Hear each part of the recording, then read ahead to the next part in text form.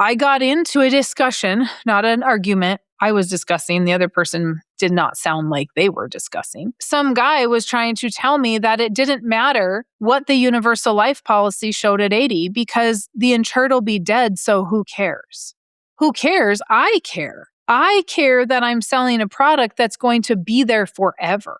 It's just crazy to me, the amount of agents out there selling stuff, the amount of people misunderstanding stuff because nobody's educating. And so I'm just coming here using this as an education tool so that you guys can see what to look for. Hello, hello, hello, and welcome back to the podcast. Thank you very much for being here. A different location today. I'm coming to you because I have some things to share with you on the screen. And I talk about universal life, variable life, indexed universal life, and why it is bad. And I talk about it all the time. And I go on rants. And I want to provide more proof because I've got some good ones for you. Now, is every policy like this? Yeah, pretty much. Let me tell you guys, in 16 years, I've seen what I believe is 5. Now, I'm going to say 5 because I know 3 for sure, but let's just say 5. Decent universal life policies that were not going to collapse before someone died. But today, I want to share with you some policies that I got from some clients who are paying on a policy for dad. They have been paying on these policies for 30 years. This was going to be their death benefit on dad when they took over the farm. Now, I do this kind of stuff all the time. I am constantly telling a young person, buy a life insurance policy on mom or dad so when they pass away, we have death benefit. It is a great strategy when it is done with the correct type of insurance. So before I get into just the numbers and show this to you, and they did give me permission to do that. So that is fantastic because they're angry, they're upset, they're frustrated because they did not know this was going to happen. And now we are in this situation where we're having to play Russian roulette with dad's life. Do we keep paying the premium? Do we not pay the premium? He's healthy. What do we do? Before I get into that, I really just want to kind of explain in a nutshell. And if you're watching this, it'll probably make more sense that permanent life insurance is an umbrella. Okay. So permanent insurance is an insurance that is supposed to go until you are 100 or 121. Really old policies were 95. So think of that as your umbrella. Underneath your umbrella, there is whole life, universal life, variable life, indexed universal life. Okay. Whole life is the only one that is guaranteed by contract. Fees and charges aren't going to go up. Premium is guaranteed by contract. That's not going to go up. It will be there until you're 121.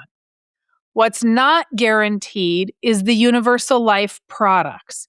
They still fall under permanent insurance, so people call them whole life, but they're not whole life. They are permanent products that are universal life, variable life, indexed universal. What happens inside of those 3, any type of universal policy, there's many different names, but what happens inside of those is there are fees and charges that are not set. Those fees and charges go up every single year because it's built on a term chassis. So the older you get, the more expensive that cost of insurance gets. Eventually, they start taking cash value and then it depletes the death benefit. So I want to show you exactly what I'm talking about. So let me share my screen. Okay, on here, you are going to see, I've blacked everything out, obviously, so you can't see it because that's none your business. Okay. What you are seeing, though, is that this individual is 90. Now, I don't even want to hear somebody say, well, who cares? If he had died at 80, which is normal, there would have been death benefit. Yeah, there would have been. Genius. But he didn't die at 80 because people live to 100. So how do we know who that's going to be? We don't. This gentleman is 90. I said, hey, is he still healthy? And they're like, yeah, he could easily go to 95. So here lies in the problem. We have, as you can see, in the cash surrender value and accumulation value columns, this is the guaranteed value right here. That says 3%. As you can see, this first column, there's no guaranteed or surrender value. So what that means is if this policy makes a return of 3%, then all the cash value is gone. If this policy makes a rate of return of 3.45, now we have a little bit of cash value still till the end of the year. But even if we make a rate of return of 3.45, the following year, next year, when he's 21, we're going to pay $9,900 in premium, $9,949. There is no cash value. We have paid into this thing for 30 years. Now, I question the client because on the left side of the illustration, it shows you're 18. So I said, oh, you've only paid in for 18 years. They said, no. This policy was moved along the way somehow, and that is the new, that does not include all the years we've paid prior. So if we look at 30 years at $10,000 a year, we're at $300,000 already next year. Death benefit is $340,000. No cash value. The death benefit is staying the same. That's the other thing that happens with these universal life policies is the death benefit stays level and it doesn't grow like it does in whole life. So now there's no cash value, but there is still death benefit until he turns 97. Okay. Do you guys see here where at 98 years old, it's all zeros across the board? So if this gentleman lives until 98, we don't have any death benefit. And at that point, we've paid in more than $340,000. So do we continue to pay the premium and maybe get back what we put in if he dies by 97? Here was my question to them. What is keeping that death benefit going? Because there is no cash value to take to pay for some of this excess premium and fees. So what is keeping that going? Is there a guaranteed death benefit rider on this policy? If there is, then we need to know the terms of that rider because there are things that will make that rider void. And so have we ever paid premium late? What are those things that may void that rider? What happens because the 10,000, it's evident. It goes to zero. So they're paying 10,000 this year. It doesn't show that on the illustration because they're paying it quarterly and this was ran mid-quarter. Okay? So they're going to pay their $10,000 essentially, $9,949. They're going to pay that this year, but the cash value still goes to zero. They've been paying it the whole time. So there's fees and charges. How are they going to get paid? And why is that death benefit going to keep going?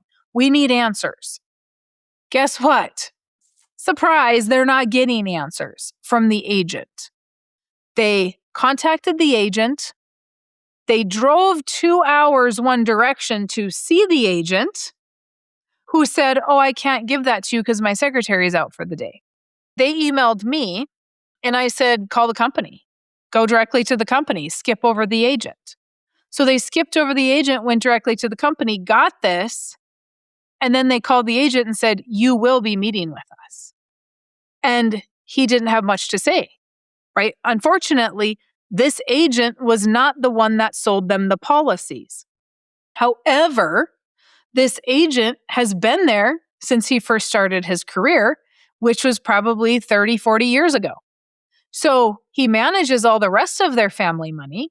Why would he not sit down and go, oh, you know what? I've seen this happen over the years. We should probably look at this policy. He gave them no solutions to what they can do. Now, there are things they can do here. They could pay more premium to keep that death benefit going longer. But he didn't give them any of those solutions. So let's look at another one.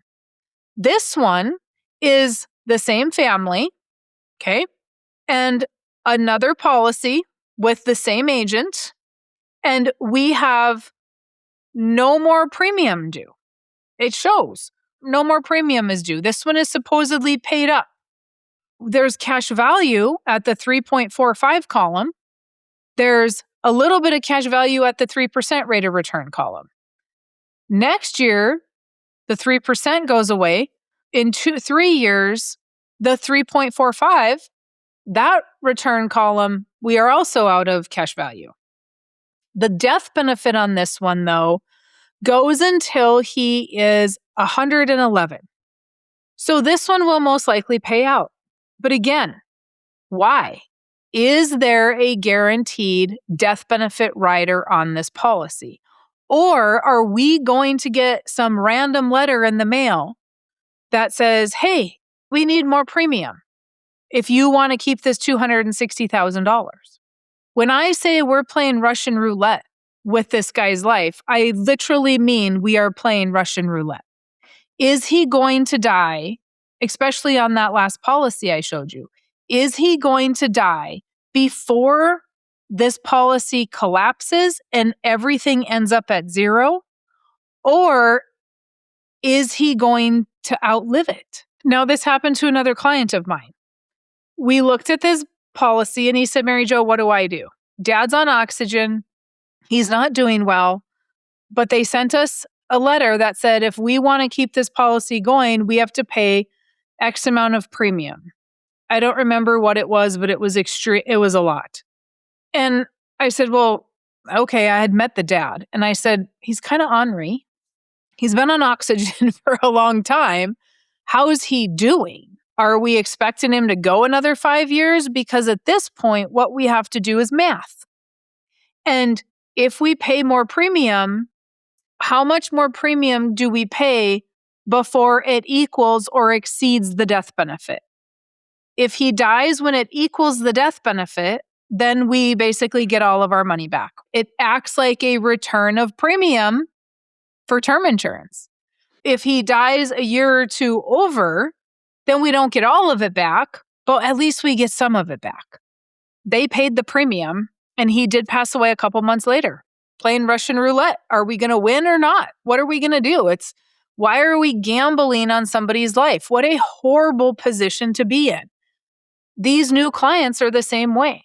What are we going to do? The difference is dad is 90 and he's healthy. He could very easily live to 100. People think that people are dying sooner. And based on what I'm seeing on social media, hearing from friends, seeing all the people dying of cancer lately, I would tend to agree that people are dying sooner. I actually reached out to the insurance company, to the actuary, and said, why am I seeing that people are dying sooner? And everything we read, people are dying sooner, but yet you guys are extending life insurance policies until they're 121.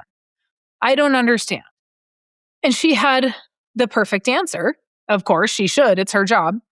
She said, because when we underwrite people, we are underwriting the healthiest of the healthy. They look through medical records. They do blood work.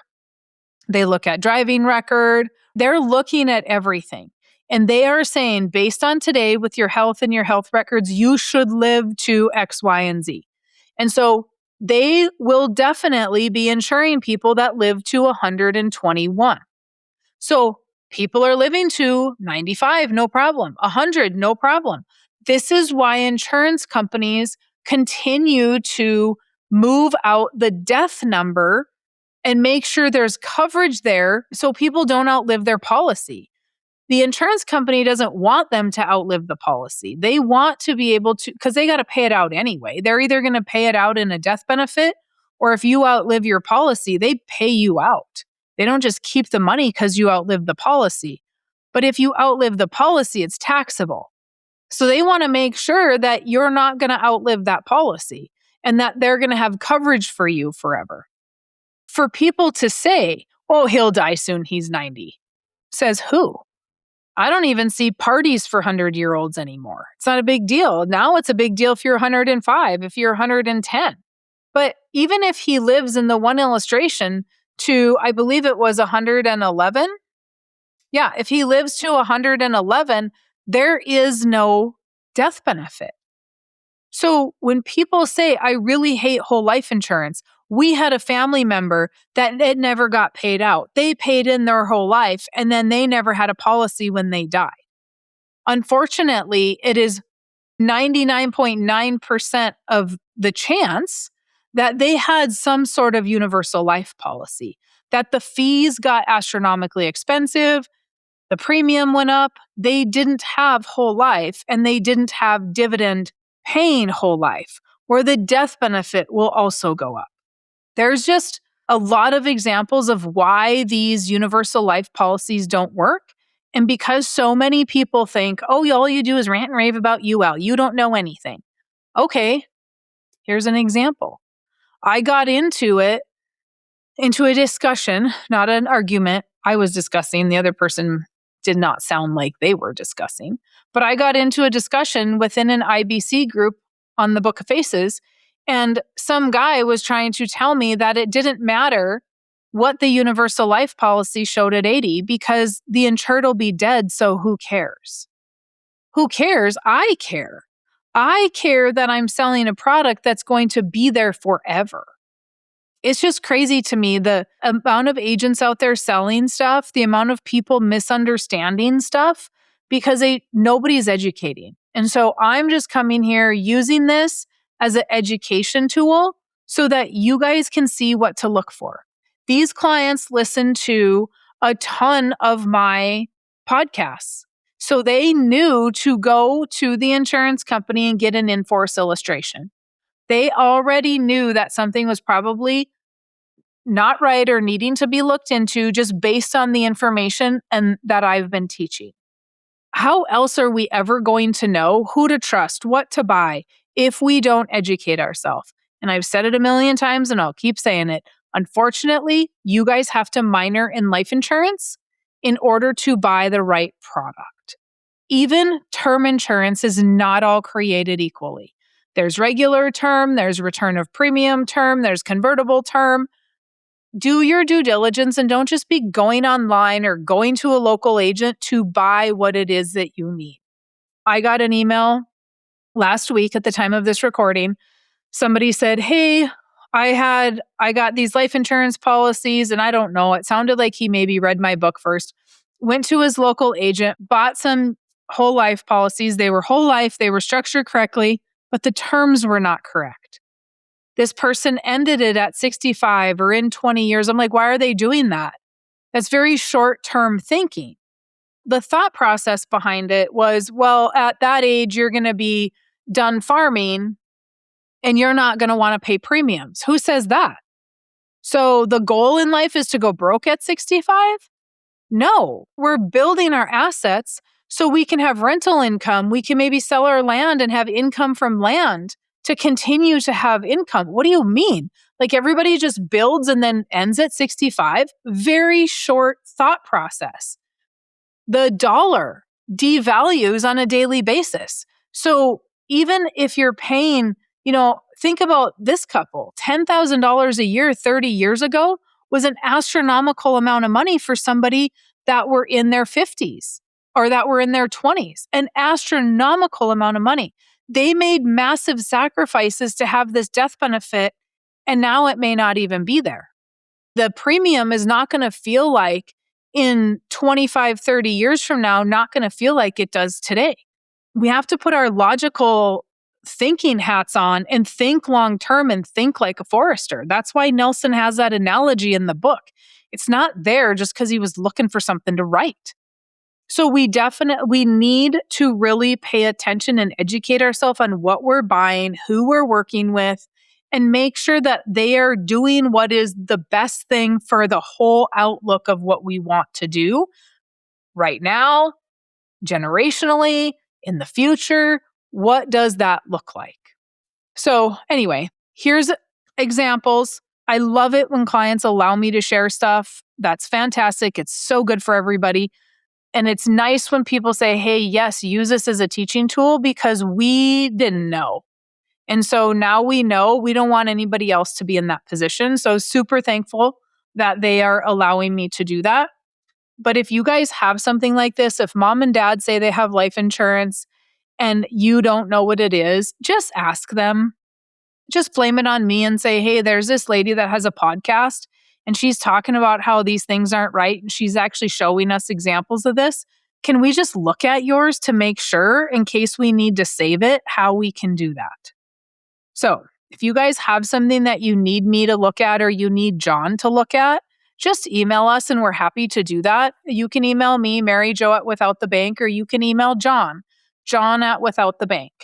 And John might get back to you a little bit faster, but either one of us can take a look at those illustrations and make sure that they are a good policy. Keep it, save it, worry about it. One of the three things is probably going to have to happen. And then let us know how we can help. Get the book, read it, set up an appointment with us, and we are 100% happy to look at your numbers to see what we can do and if we can help you. All right, you guys, I hope that this helped. You have a fantastic rest of your day.